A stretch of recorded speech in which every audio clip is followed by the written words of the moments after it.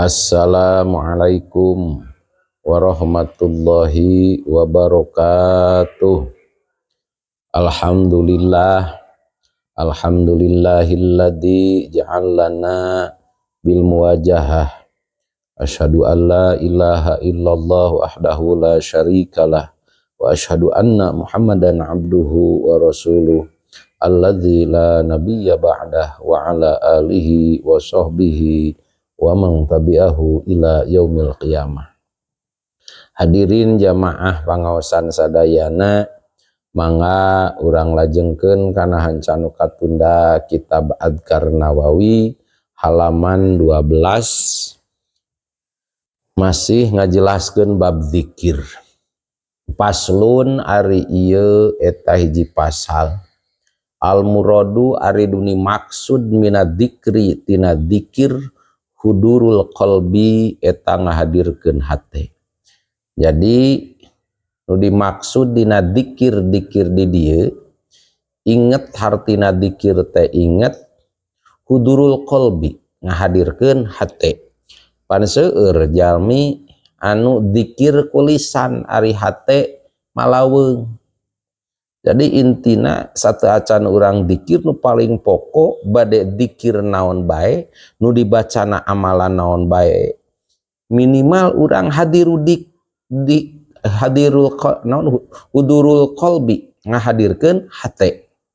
Itu kumaha cara ngahadirkeun hate? Diantarana minimal urang teh rasa diri urang teh ditinggal ku Allah,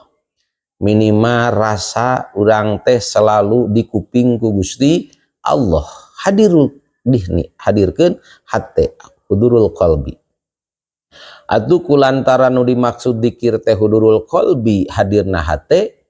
payam bagi maka peryogi naon ayyakuna yen kabuktian ieu hudurul qalbi maksud dakiri eta anu dimaksud ku jalma anu dzikir. Payah rusuh maka kada demes ieu jalma anu dzikir ala tahsilihi kana ngahasilkeunana ieu hudurul qalbi. Saur tadi kulantaran nu dimaksud ku dzikir teh nyaeta ngahadirkeun hate, maka penting peryogi kangge urang jalma nu dzikir, nu dimaksud ku jalma nu dzikir kudu ngarasa kadedemes bener-bener hayang hasil tina ngahadirkeun hate ketika urang di dzikir.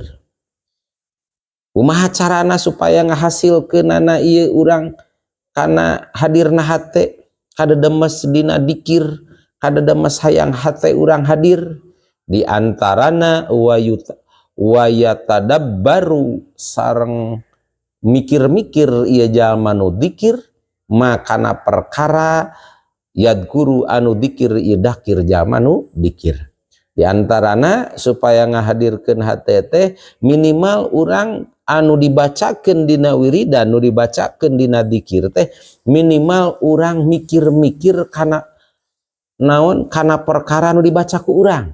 mikir-mikir kana maknana. Wa yata'akkalu tegasna mikir-mikir ieu jalma nu dzikir maknahu kana manana ieu bacaan. Ngalenyepan bacaan nu dibacakeun teh naon? Di dinya minimal kitu nya keur ngahadirkeun hate, tegasna ulah lisan babacaan ari hate malaweung. Lisan babacaan hate ka mana karep, tah intina da dzikir teh hudurul qalbi hadirkeun hate. Patadabbaru maka ari tadabur pidzikri mikir maknana dina dzikir, pidzikri dina dzikir matlubun eta nu disupri. Kama huwa kama sapertikeun perkara huwa ari ieu tadabur matlubun eta nu disupri fil qiraati dina bacaan, listirokihima karena rerejeunganana ieu bacaan jeung dzikir, fil makna maksudi eta dina makna nu dimaksud. Jadi ketika urang dzikir teh kudu ngahadirkeun hate, ngahadirkeun dina hate, sedengkeun ngahadirkeun hate dina keur dzikir eta teh disupri. Itu seperti naon, seperti disuprihna ketika urang babacaan rerejenganana babacaan baca Quran, baca naon bae dibarengan ku hate ngalenyepan kana maknana. Jadi antara sarwana bacaan lisan jeung ngalenyepan hate ngalenyepan kana maknana nu dimaksud dina bacaan sarua dikir oge ngalenyepan kana naon, ngalenyepan kana maknana nu dibacakeun dina eta dikir. Walihada tak kulantaran kitu, kulantaran hadirul qalbi fid dzikri matlubun, ngahadirkeunana hate dina dzikir teh eta disuprih kana maka kabuktosan naon al madhabu sahihul muhtar, pendapat soheh anu terpilih, istihbabu madidakiri eta sunat manjangkeunana jalma nu dzikir, sunat manjangkeun jalma nu dzikir qaula la ilaha illallah. Maka sunat manjangkeun jalma nu dzikir dina ucapan la ilaha illallah. Tentunya seperti la ilaha illallah itu teteh meunang. 5 karena perkara pihi anu eta tetep dina itu madud dzakir minat tadaburi tina tadabur ngalenyepan mah nana. Jadi ketika orang wiridan dikir la ilaha illallah ta eta teh hate mah ngalenyepan maknana tadabur, itunya ngalenyepan mah maknana. Matak menang aya nu meunangkeun bahkan hukumna sunat manjangkeun dina dzikir ucapan la ilaha illallah bari dibarengan ku tadabur ngalenyepan maknana eta dzikir. Wa aqwalu salafi jeung ari pirang-pirang cariosan ulama salaf, wa aimmatil kholafi jeung imam kholaf anu ti kholaf rupandeuri fi hada dina ieu madid dakar manjangkeunana dakir manjangkeunna jalma nu dzikir masyhuratun eta hukumna masyhur. Jadi nurutkeun cariosan ulama salaf jeung pamimpin-pamimpin a'immah ulama nu kholaf nu pandeuri dina masalah manjangkeun lapad la ilaha illallah eta teh masyhuratun hukumna masyhur. Tapi dengan catatan eta teh menang manjangkeun lapad la ilaha illallah dengan catatan bari hadirul qalbi ngahadirkeun hate tegasna bari urang ngalenyepan kana maknana nu diucapkeun. Wallahu a'lam. Paslun ari ieu eta hiji pasal yang bagi peryogi liman pikeun jalma kana nu kabuktian lahu pikeun ieu jalma naon wazifatun bagian minad dzikri tina dzikir fi waktin dina hiji waktu min lailin tina peuting au naharin atawa beurang au akiba sholatin atawa sabada sholat au halatin atawa tingkah minal ahwali tina pirang-pirang tingkah papatat terus weh lepot teh tinggalun huka ieu jalma naon ayat tadaroka ieu nyusuran ieu jalma hakana ieu wadifah wayati sareng ngadatangkeun jalma biha kana ieu wadifah ida tamakkana di mana-mana kongang ieu jalma minha tina ieu wadifah wala yahmilu jeung henteu ninggalkeun jalma hakana ieu wadifah fa innahu makasanya ieu jalma idza itada eta di mana-mana ngabiasakeun jalma al mulazamata kana ngamistikeun alaiha kana wadifah lam ya'ridu anu henteu anyar datang ieu jalma hakana ieu wadifah litafwiti karena merotkeun wa idata sahala jeung di mana-mana gumampang ieu jalma fi qadaiha dina nyumponan wadifah sahala maka gampang alaika ieu jalma naon tadi yuha ngamomorekeun wadifah fi waktiha dina waktuna ieu wadifah. Hadirin sadayana jamaah nu kusim kuring dihormati, dina ieu pasal penting peryogi keur jalma anu ngagaduhan bagian geus ngabiasakeun sok dzikir mun cek bahasa umum mah geus kadawam ngadawamkeun aya amalan-amalan nu sok biasa didawamkeun dina waktu tertentu, di antarana dina waktu peuting atawa dina waktu beurang atawa dina sabada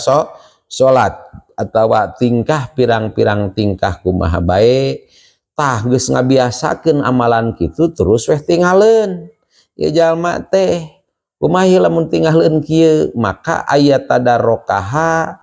tinggalkeun teu ngalakukeun naon ngalakukeun ieu amalan nu geus biasa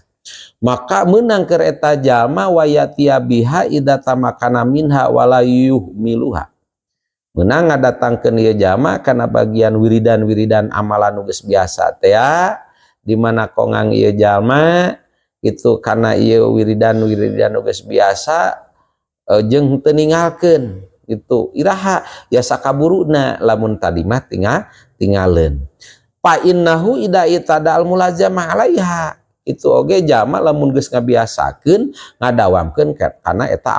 amalan contoh seueur panjaman kiwari jalma nu sok ngabiasakeun kana amalan doa anu tiap jam saanu amalan baca sholawat tiap jam saanu itu tah kari-kari anjeunna henteu naon teu ngalaksanakeun gitunya lam ya'ridha ngasongkeun kana ieu teu ngalaksanakeun kana eta wiridan karena lepot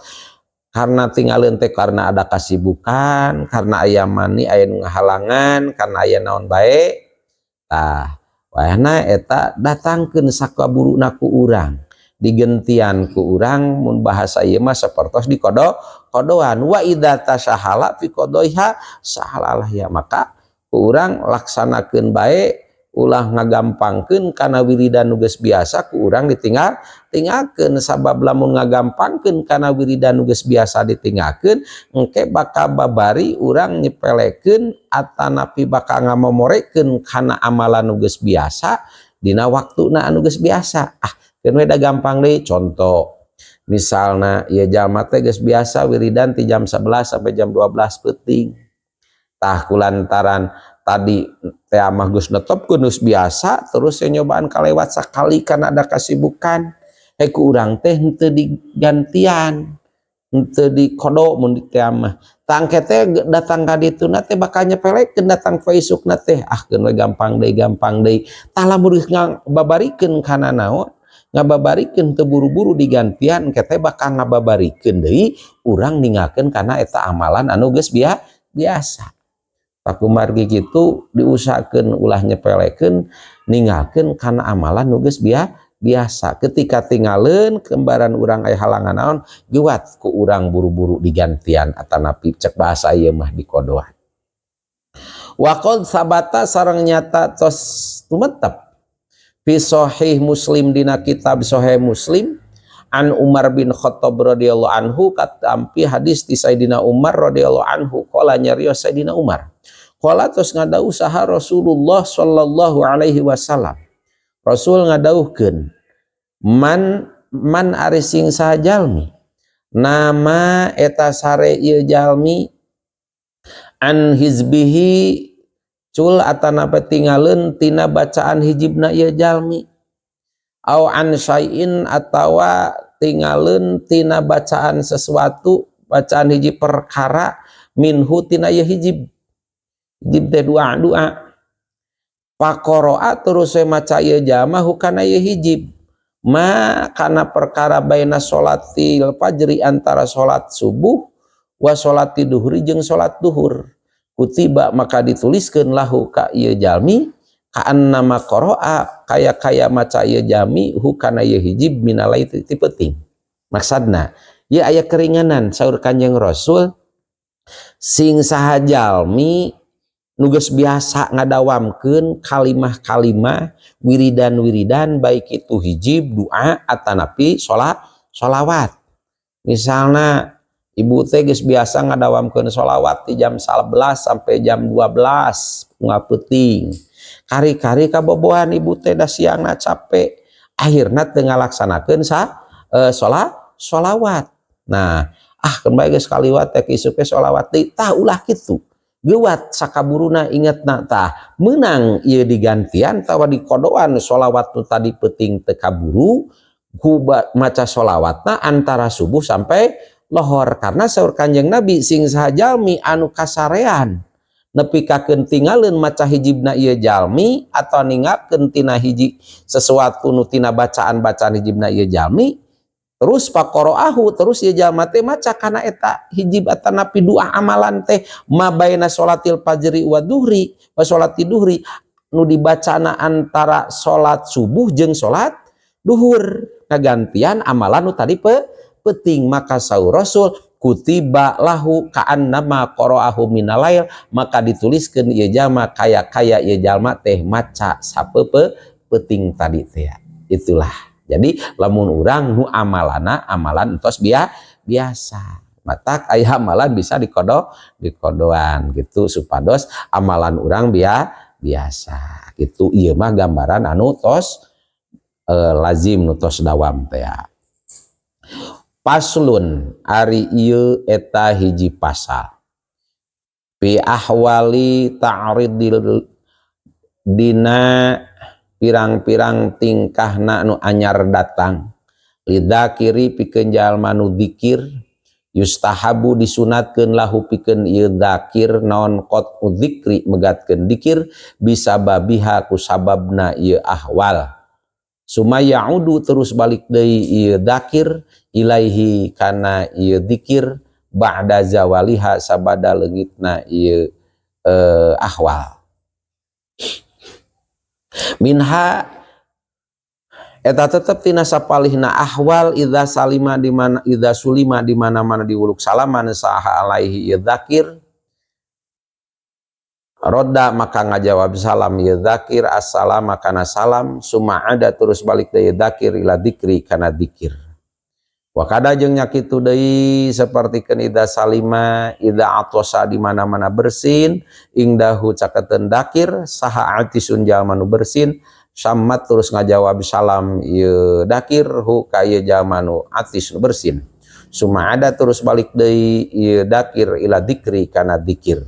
wa kada jeung nya kitu deui idza sami'a di mana nguping ieu dzakir al khatiba ka khatib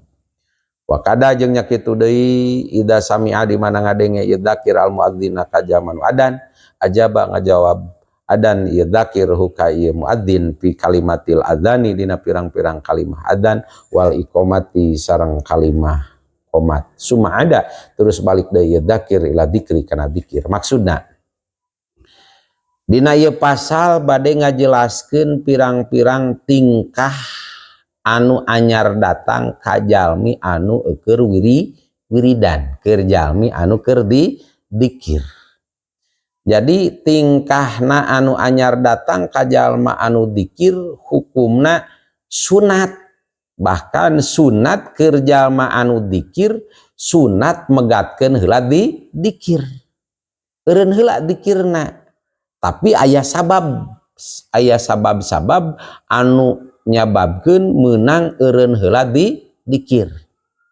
geus sebabna geus naon tingkahna tadi geus ieu geus beres geus eueuh sababna sumaya udu ilaihi terus balik deui diteruskeun deui kana di dzikir kana wiridan ba'da jawaliha sabada leungitna ieu ahwal atawa sabab tadi contoh seperti ibu teh atanapi bapak teh geus biasa wiridan dzikir misalna keur dzikir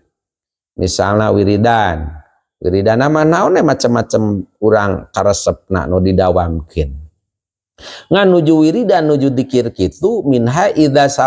sulima alaihi radus salam nuju wiridan di bumi aya nu keketrok aya nu uluk salam assalamualaikum ka kuping ku urang maka urang keur dzikir keur wiridan sunat dipegatkeun heula ieu wiridanana sunat dieureunkeun heula ieu wiridanana ngajawab salam. Jadi ngajawab salam heula waalaikumsalam. Begitu ngajawab waalaikumsalam hek meureun anu nyamperkeun saat di bumi ka ditu tah geus beres naon ngajawab salam diteruskeun deui kana dzikir. Dibahasakeun diteruskeun deui kana dzikir teh tergantung saberesna eta nu sabab. Nah hate ama urang diteruskeun dikir karena aya nu mayunan tamu tadi teh uluk salam atanapi urang eureun heula sunat eureun heula teh liren heula ti mana tina eta sajadah teras nyampeurkeun mayunan heula tamu saberesna tamu tos tamu uih teras urang balik deui ka kamar dilajengkeun deui ta eta hukumna sunat ngeureunkeun heula dikir sabab aya tingkah anu anyar datang. Itu tos gitu tos beres tamu atanapi tos jawab salam tos beres tamu summa ada ila dikri terus balik deui kana dikir ijamanu dikir ji atawa sapertikeun urang teh wiridan di masjid dikir lain wiridan berjamaah teh anu masing-masing kan biasa bari nungguan naon antara maghrib sampai isya misalnya antara maghrib jeung isya teh nungguan beres geus berjamaah wiridan dikir teh urang dikir boga amalan masing-masing pas gigireun urang teh keur dikir wiridan keur dikir teh aya nu bersin cek nu bersin teh Hasim alhamdulillahi rabbil alamin tak urang ngadenge nu bersin tak kulantaran nu bersin ngucapkeun muji maka sunat urang nu dikir keur wiridan sunat eureun heula ngajawab heula anu bersin cek urang teh yarhamu Allah ta eta hukumna sunat geus beres ngucapkeun naon ngajawab nu bersin summa ada ila dikri terus balik deui teruskeun deui kana dikir atawa nya kitu deui urang teh geus biasa amalan antara di jam 10 sok sampai jam 12 atau jam 1 gitu dikir wiridan aipek teh poe Jumaah kabur aya khatib nya kitu deui ketika aya nu khutbah khatib dina Jumaah wayahna sunat urang ngeureunkeun heula wiridan ngeureunkeun heula dikir ngupingkeun ieu nu khutbah wa kadanya kitu deui ida sami'al muadzin ajabahu fi kalimatil adzan wal iqamah nya kitu deui ketika urang keur wiridan keur urang dikir aya nu adzan maka disunatkeun ku urang wiridanna dikirna eureun heula ngajawab adzan di mana geus beres adzan maka ku urang jawab adzan geus beres adzan lajengkeun deui naon dikir lajeng deui wiridan sami adzan sareng qomat geus beres adzanna geus beres qomatna terus we ku urang dilajengkeun deui kana dikir wa kadanya kitu deui idza ra'a munkaron azalahu au ma'rufan arsyada ilaih nya kitu deui urang ketika keur urang dikir wiridan teh heg ningali naon ningali kamunkaran itu misalnya urang keur dikir wiridan di masjid ujug budak aya nu parasea rek bukbek kamunkaran eureun heula urang dikir wiridan bisa heula ulah sampai terjadi pasea saberesna naon saberesna eta pamun karan di mana geus beres sampai damen barudak teu parasea geus dame kakara ku urang teruskeun deui dikir teruskeun deui wiridan au ma'rufan arsyada ilaih atau nya kitu deui ketika urang ningal kasayan ka ma'rufan kasayan maka urang ketika aya jalmi anu teu terangeun maka kurang arsyada tuduhkeun kana ieu kasayan teh geus beres nuduhkeun kana kasayanana anjeunna dugi paham terus terangeun teruskeun uyah dan uih deui teras dilajengkeun deui kana dikir kana wiridan au mustarsidan ajabahu summa ada ila dikri atawa aya jalmi anu butuheun minta pituluh ka urang minta pituluhna mah kumaha be misalna aya jalmi teh urang keur dikir wiridan aya jalma anu naon anu minta hayang dipangnunjukeun punten ari bumina pa anu di mana pa anu eureun heula keur dikir wiridan teh sunat hukumna jawab heula tuduhkeun manehna ka mana tah nuduhkeun eta hukumna sunat geus dituduhkeun kitu ku urang dibalik deui kana naon diteruskeun deui kana dikir kana wiridan wa kada idza golabahu anu as au nahwuhu tanya kitu deui hukumna sunat eureun heula dikir eureun wiridan ketika naon aya tunuh mata keur tunuh banget punten aya nyebatkeun dikir wiridan keur tunuh makruh naon sababna da moal beres dikir wiridan ge jeung anggeus deui wiridan oge matak ketika tunuh mah eureun heula eureun heula mending sarekeun golerkeun istirahatkeun tos istirahat kira-kira setengah jam atau sajam teras gugah teras wudu deui teras uih deui lajengkeun deui kana naon itu nya lajengkeun deui kana dikir kana wiridan wa ma asbaha hada kul nya kitu deui kana wa ma jeung perkara asbah anu nyarupan ieu perkara hada kanu kabeh kullahu tegasna sakabehna nu kabeh. Nah, jadi sadayana anu nyarupaan anu kitu hukumna menang aya tingkah nu anyar ketika urang dikir ketika urang wiridan hukumna bahkan hukumna sunat urang ngeureunkeun heula tina naon dikir atanapa wiridan ketika aya tingkah-tingkah anu anyar datang.